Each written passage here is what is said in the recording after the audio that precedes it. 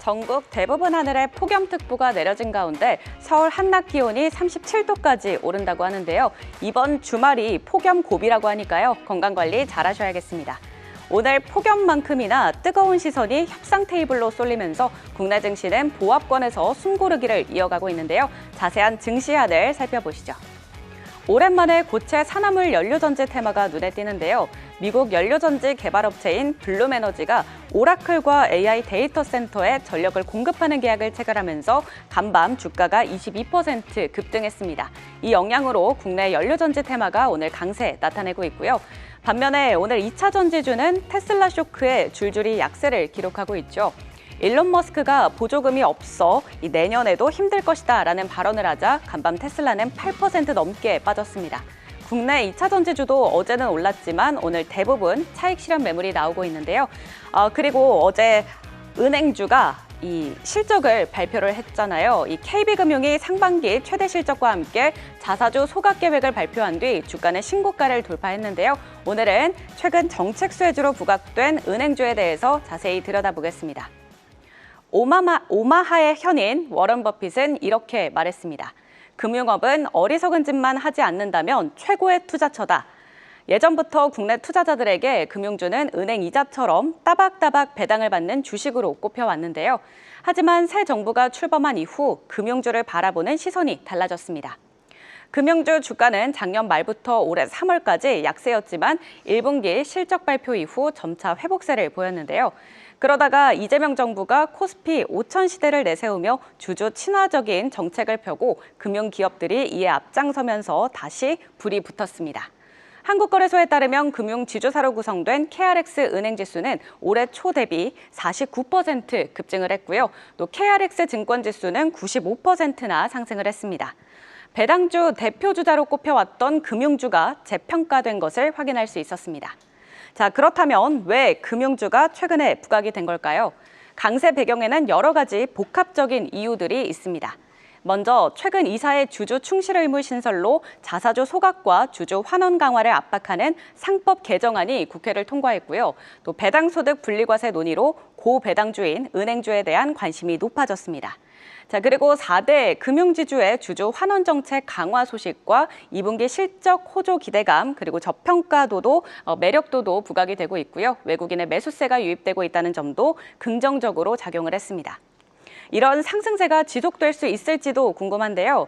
증권가에서는 하반기 전망이 조금씩 달랐습니다. 우선 KB증권은 소비 쿠폰을 포함한 추경 시행으로 하반기 내수 회복이 기대되고 환율 하락이 당분간 이어지면서 환차익으로 실적 개선이 긍정적으로 작용할 것이라고 내다봤습니다. 또한 정부의 증시 활성화 정책과 주주 가치 제고 기대감을 반영해서 맑은 하늘을 기대했습니다.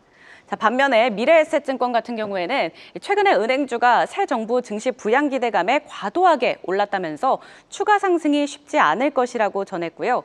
지배구조 개편이 당장 가시화되고 있는 것은 아니라면서 기대감만으로는 더 이상 오르기 힘들다고 예상을 했습니다. 또 정부의 가계대출 규제로 인해서 은행권 가계대출 연간 성장률이 하락할 것으로 전망된다는 점도 아쉬운 점으로 꼽았습니다. 자, 정책 기대감도 좋지만 숫자로 찍히는 실적에 더 주목해야 할 텐데요. 어제 은행주들이 성적표를 공개했죠. 먼저 KB금융은 상반기 3조 5천억 원에 달하는 순이익을 내면서 사상 최고 실적을 기록을 했습니다. 전년 동기 대비해서 23% 증가한 건데요.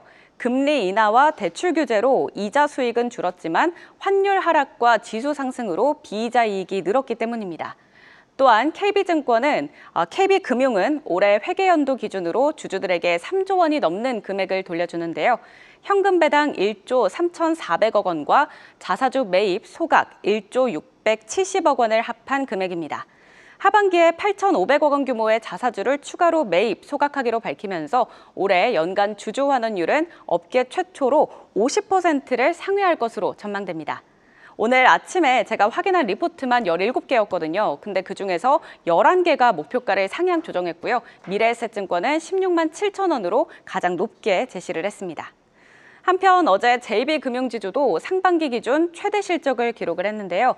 2분기에는 2천억 원이 넘는 순이익을 거두면서 1분기 실적 부진을 만회하기도 했습니다. 300억 원 규모의 자사주 매입 소각도 결정해서 주주 환원 강화 기조를 재확인했습니다. 상상인증권은 JB금융지주의 현재 PBR은 0.85배로 1차 목표인 1배에 근접한 상태라면서 목표가를 3만 원으로 제시를 했습니다. 조용하지만 꾸준한 금융주, 최근의 정책 변화의 훈풍과 견조한 실적, 여기에 더해서 주주 환원 강화까지 금융주의 릴레이팅은 이제부터 시작인데요. 하반기에도 금융주의 맑은 하늘이 지속될 수 있을지 주목해보시면 좋을 것 같습니다. 지금까지 투자 일기예보 전해드렸습니다. 계속해서 다양한 경제 이슈를 알고 싶다면 구독과 좋아요, 알림 설정 부탁드립니다. AI 캐스터 권미정이었습니다.